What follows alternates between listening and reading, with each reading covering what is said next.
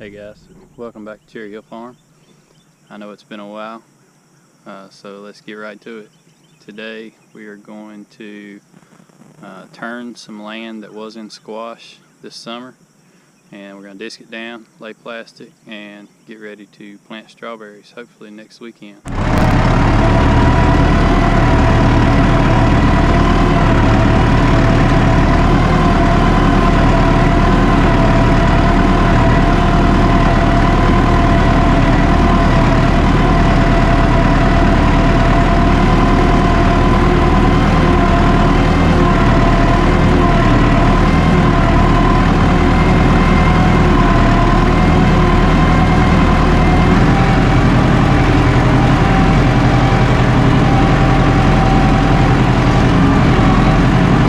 If you know much about working land, you're probably looking at this and thinking, wow, that's really wet for plowing.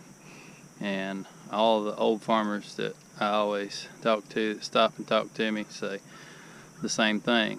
But we're actually really fortunate to have had some rain the past couple of days, because for our area, it's really common to have a lot of real heavy clay soils that hold water and really cloddy, but we're actually very fortunate that we are here close to the Yadkin River, and we've got really light, really sandy soils, and it's kind of a blessing and a curse because they drain really well, so we don't have problems with our crops drowning out a whole lot.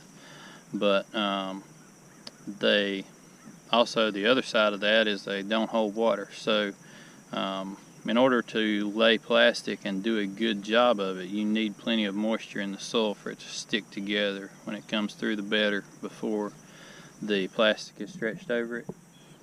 So if we go very long without rain,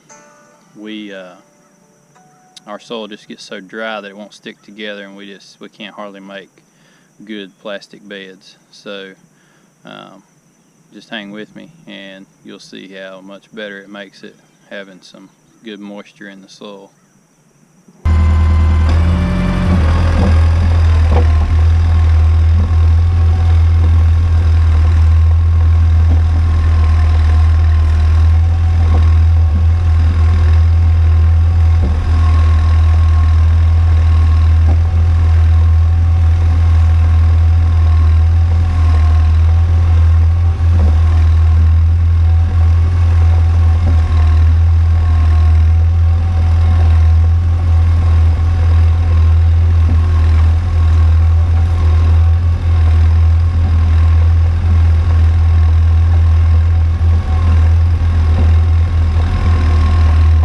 The reason that I'm turning this time instead of chiseling is we had some dock and some pigweed that got ahead of us in our squash crop, and there's really nothing that you can do for it once your crop's in the ground. If it starts coming up out of the holes that the squash is planted in, chemicals, there's really not much that we can do for them. So I'm turning this go round instead of chisel plowing in an effort to try to bury some of those seeds. Strawberries are such a long investment that I don't want to take a chance. I want to do everything I can to try to avoid having weeds coming up out of the holes with our strawberry plants. Alright, finally done plowing. That was a lot of riding. That's about an acre and a half. So let's go ditch the plow and grab the disc and get this slicked down.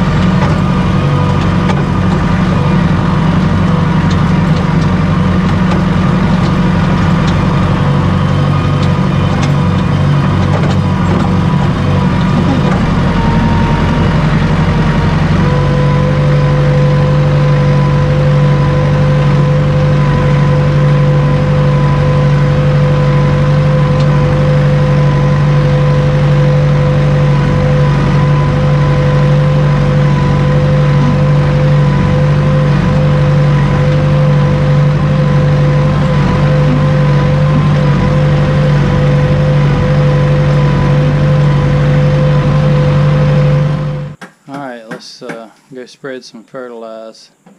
What we're using here is tobacco fertilize.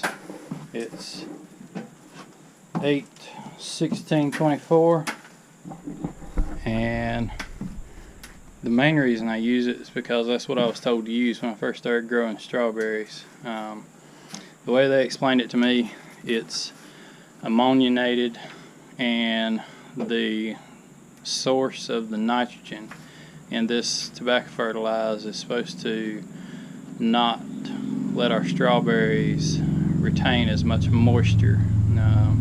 I guess it's supposed to have the same effect on tobacco, so they can dry it down better, so it doesn't have as much moisture in it. But in the spring here in the Piedmont, North Carolina, we don't want our berries to have a whole lot of moisture in them, because it makes them rot, makes them more prone to botrytis, which is a disease that we fight a lot here with our humidity. So yeah, we're gonna go put about 500 pounds on this 1.5 acres and disc over it one more time.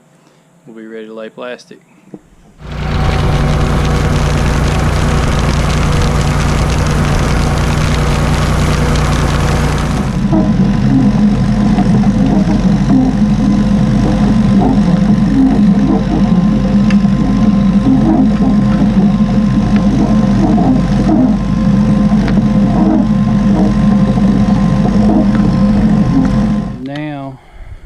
We've got our post fertilized pass with the disc, got the fertilizer incorporated.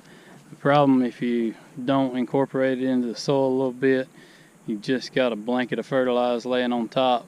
You pull the plastic mulch layer across the field, and you'll see in a minute how it rakes the dirt together, and you'll end up with all your fertilizer on one side of your beds if you don't incorporate it into the soil. So we like to go over it with a disc one pass after we spread fertilize. And now we're going to measure this field out, put some stakes in the ground, get it laid out, and we'll be ready to start laying plastic. The reason that we measure it out, it may seem a little anal to you, but when we put the irrigation line down the edge of the field, if it's not relatively straight, then once we throw the water to it and gets pressure on it, it will start kinking up, causes problems. And strawberries is a long-term crop, so we like for our fields to look nice. We put a fence up around them to keep the deer from eating the plants when they're small. So there's lots of reasons. One of the biggest reasons, I guess, with strawberries would be the row covers have got to fit for our frost protection. So let's get this thing laid out and we'll be ready to start laying.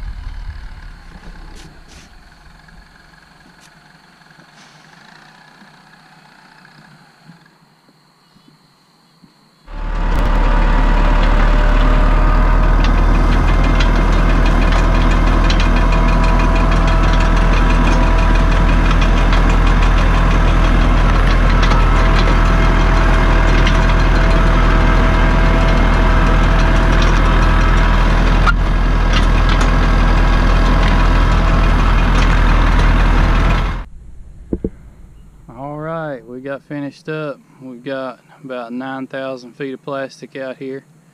I think my guys may be reconsidering whether they want to come back next year when they saw how many strawberries we were going to have. But we've got it finished up. I've still got to come back with the box scrape and slick down the ends of the field and spread our ryegrass, but it's getting kind of late, and there's no rain in our immediate forecast, so it can wait until Monday. But anyway, thanks for watching, guys. Hope you enjoyed the video. If you did, like it, subscribe. I appreciate it.